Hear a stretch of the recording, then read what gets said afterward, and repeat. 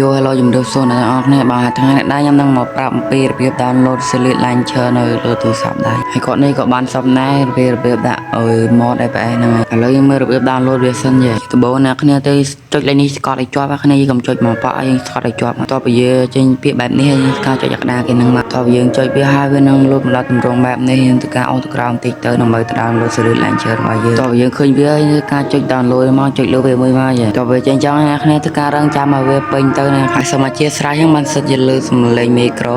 ហើយយើងទៅការរងចាំឲ្យវាពេញទៅបន្ទាប់ពីវា download ពេញហើយទៅការចូលទៅកាន់ Select Launcher របស់យើងមកពេលចូលមកត្បូងគ្នាយើងត្រូវការដាក់ឈ្មោះនឹងហើយវាឲ្យយើង download version នេះចឹងកន្លែងដាក់ឈ្មោះនេះយើងអាចដាក់ឈ្មោះអីក៏បានដែរស្រេចតែចិត្តអ្នកគ្នាតែយើងដាក់ឈ្មោះហើយទៅការចុច login មកហើយកន្លែងនេះនឹងការរងចាំរយៈពេល3វិនាទីហើយយើងដាក់ឈ្មោះហើយទៅការទៅមើលរបៀប download version របស់យើងអាចចុចតាមខ្ញុំបានចុចលើនេះមកយើងចុចហើយទៅការចុចកន្លែងនេះតាមខ្ញុំទៀតមកនេះកន្លែង download នេះមកតបមកយើងទៅការរក version ដែលយើងចង់លេងហើយខ្ញុំរក version ដែលខ្ញុំចង់លេងឃើញហើយយើងទៅការចុចលើវាមកហើយមិនដល់កន្លែងនេះណាគ្នាយើងទៅការចុចកន្លែងនេះទៀតមកដើម្បីវា download លើកន្លែងនេះដល់បានទេព្រោះខ្ញុំស្ប down version ហ្នឹងហើយយើងអាចចុចថយមកក្រោយសិនមកដើម្បីវា download version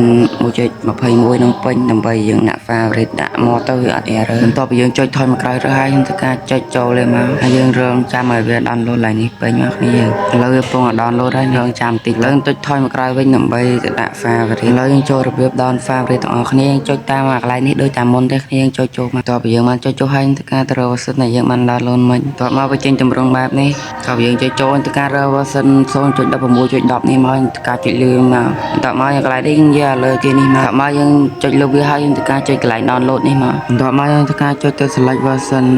1.21 favorite នេះមកតបមកគ្នាយើងទៅការចុចទៅកាន់ក្រុម Telegram របស់ខ្ញុំមកខ្ញុំដាក់លេខនៅក្រោមតបយើងគ្នាចុចទៅកាន់ក្រុម Telegram ហ្នឹងហើយយើងអស់មកលើរហូតមកដើម្បីរក mod នេះតបយើងឃើញហើយទៅការចុច download នេះមកឡើយការកាត់វីដេអូតិចក៏ឲ្យយើងបន្ទាប់ពីយើង download ពេញហើយទៅការចុច trace 3នេះមកហើយយើងទៅការចុច save to download ទៅយើង save file នឹងបានទៅការចុចចូលទៅកាន់កម្មវិធី Server មកយើងអស់មករកពាក្យ download នេះមកតបយើងចុចចូលពាក្យ download ទៅការចុចចូលពាក្យ Telegram ខ្ញុំបានគូកំពុងទៅការរក mod ដែលយើងបានសោកពី Telegram មិញនេះយើងនេះបន្ទាប់ពីយើងឃើញវាទៅការចុចលើវាមួយមកតបមកចុច view ឡើងនេះបន្ទាប់មកទៅគឺយើងទៅការចុច trace 3ឡើងនេះមកតបយើងចុច trace 3ហើយទៅការចុចកន្លែងសញ្ញាគ្រីសនេះមកហើយយើងទៅការចុចកន្លែងសញ្ញាគ្រីសនេះមួយទៀតដើម្បី select file ទាំងអស់ file ពីរហ្នឹងហើយយើងចុចយកសញ្ញាគ្រីសលើគេនេះមកតមកទៀតនេះយើងទៅការចុចតាមខ្ញុំឡើងនេះមកហើយយើងចុចពាក្យថា copy ឡើងនេះមកយើងចុច copy វាហើយគ្នាយើងធ្វើការចុចតាមអ្វីខ្ញុំបានគូប្រាប់នេះមកបន្ទាប់មកយើងរកពាក្យថា Android តើយើងចុចចូល Android យើងធ្វើការចុចចូល data នេះមកយើងធ្វើការអូតក្រោមរហូតដើម្បីទៅរក Select Launcher របស់យើងតើយើងរកឃើញ Select Launcher របស់យើងធ្វើការចុចលើវាមួយមកបន្ទាប់មកចុចចូល file ខ្ញុំសូមប្រាប់តិចគ្នាយើងមកកន្លែង net លោ